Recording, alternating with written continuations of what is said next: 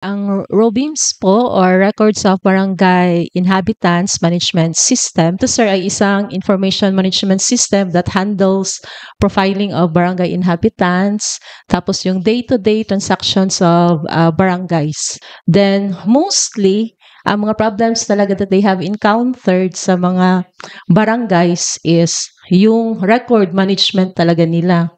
So, bali, though may mga computers, gumagamit ng Word, gumagamit ng Excel, pero pag mag-require or pag mag-ask ka na ng report, mahirap siya Okay. Yes.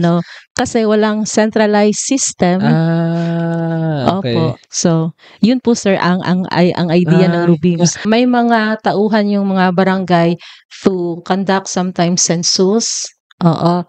So, basically yung prior pa ng RUBIMS, ini-encode nila sa Microsoft Word or either sa Microsoft Excel.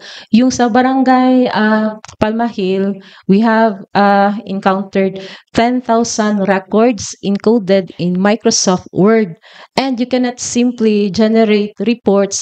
So what we did po as part of the RUBIMS services is gi-migrate namin yung nasa Word file niya na may 10,000 records dun sa To Excel. RUBIMS.